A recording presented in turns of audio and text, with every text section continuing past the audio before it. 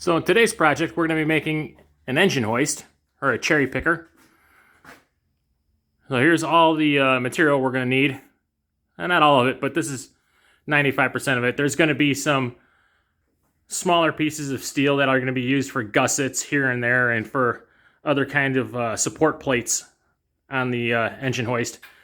And the pins, there's going to be a lot of pins that go in here and bolts. Those aren't on the table, but here's the main components. We've got our two long, these are 2.5 inch square tube, 1/4 inch wall.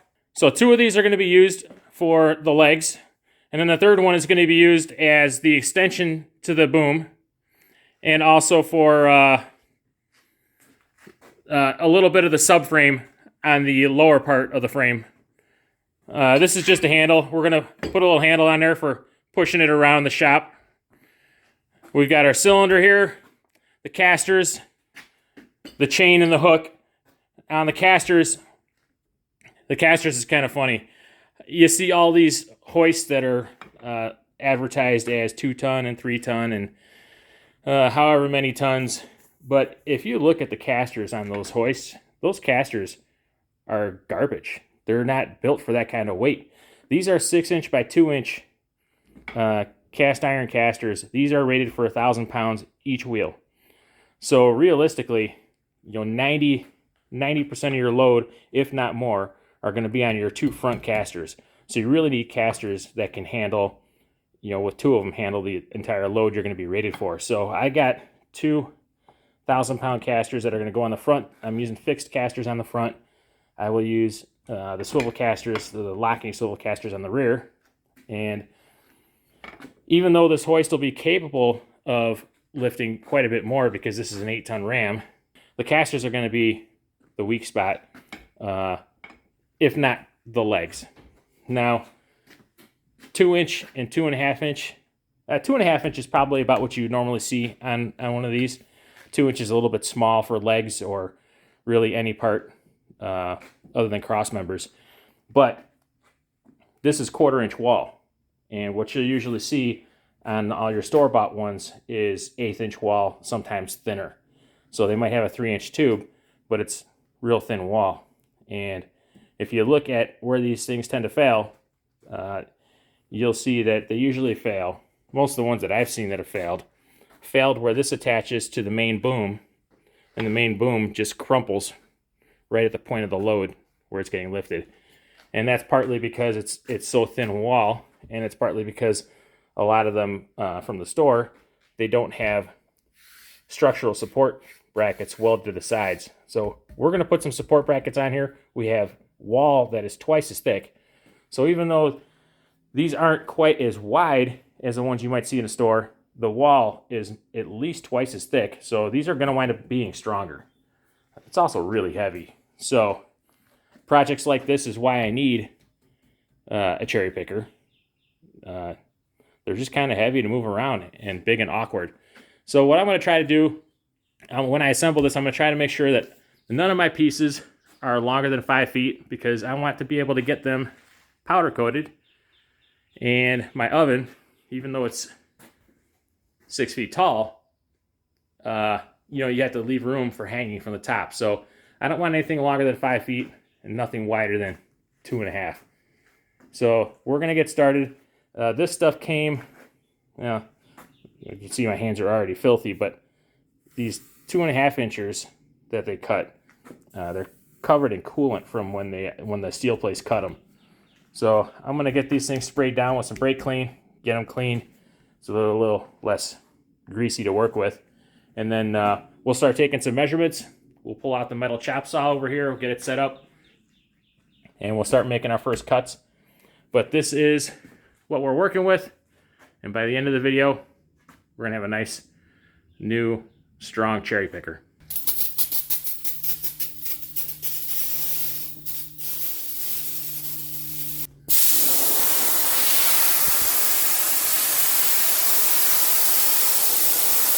So we're going to start off making the cuts on the big heavy pieces. So I'm going to put the 75-degree cut for the mast because the mast is going to actually lean backwards about 75 degrees instead of being 90. And that'll help get the bottom of the ram lined up vertically right over the lower support beam. That way it transfers the load down. In theory. Anyway, let's get this cut.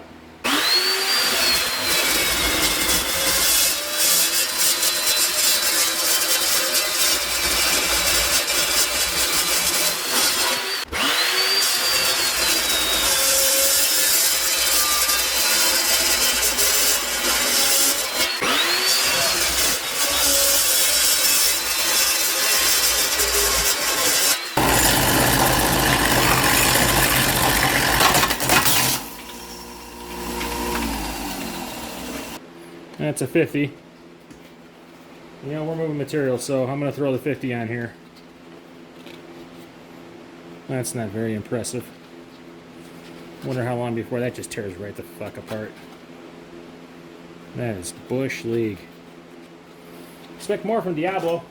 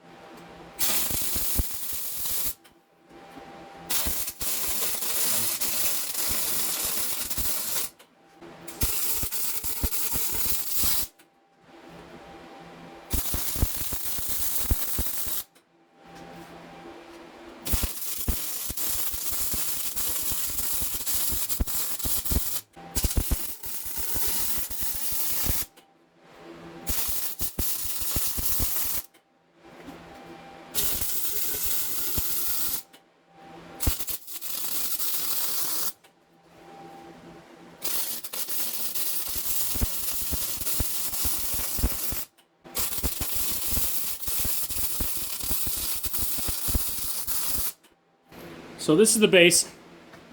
The legs are going to be coming off of here. The casters will be on these corners. So now we have to do the 2.5-inch pockets that are going to weld on here. And that's going to give us something for the 2-inch legs to pin into. And that'll allow us to have a good strong joint here. Like I said, all the weight is going to be on those front casters, and all that weight is going to be transferred into this joint. These legs are going to be constantly trying to come up when there's a load on. So we need to have something good and strong. So that 2.5-inch with the 1/4-inch walls should be plenty strong. So let's get some of these chopped, figure out what size we need here. And we'll cut some of that 2.5. We'll get those pockets welded on.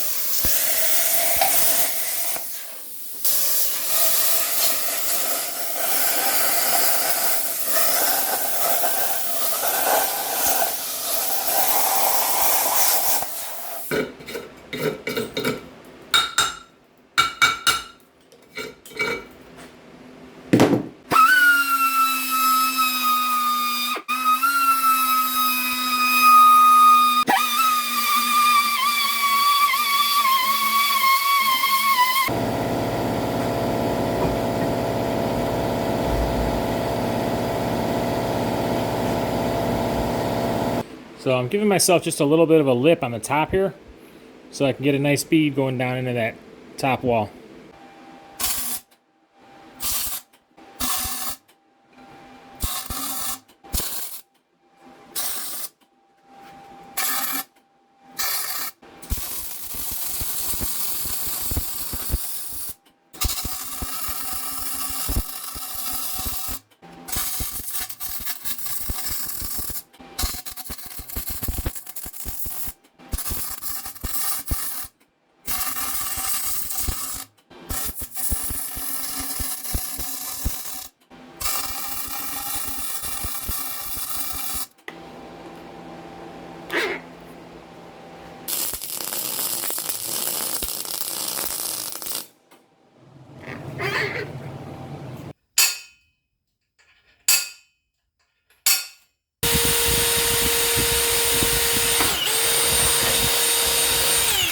should have done this from the beginning.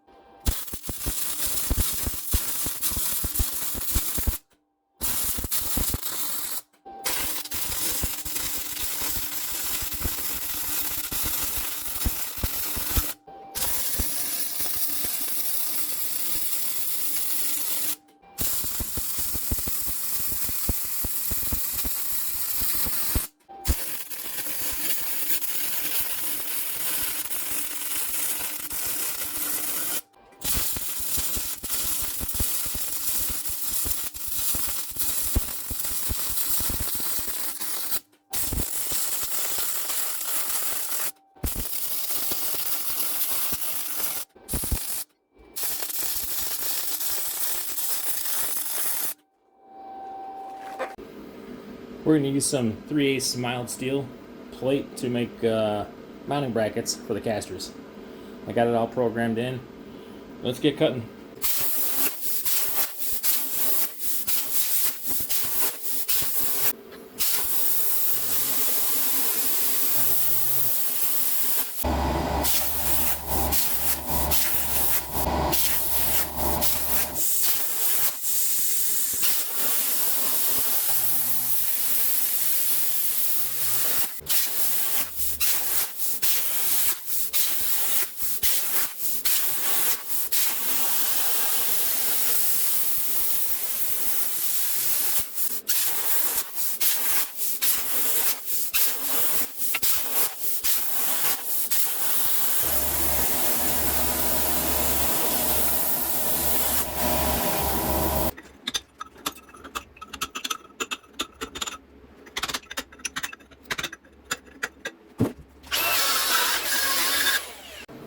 We're going to cut some gussets to help support those caster mounts because they're going to be cantilevered past the frame.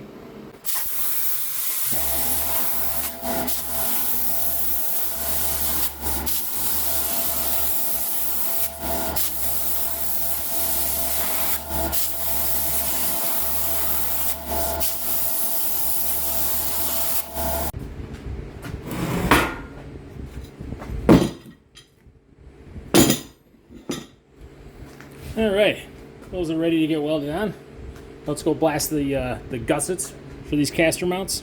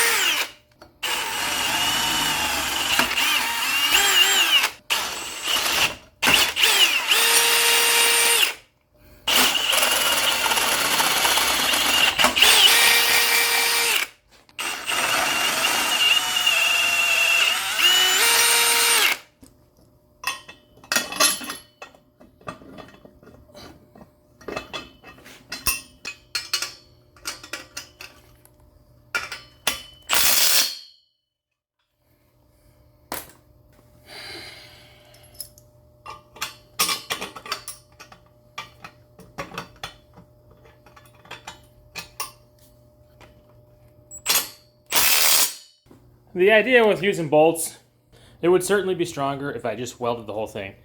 But I am hamstrung by the size of my powder coat oven. It's 6 feet tall, 3 feet wide on the inside.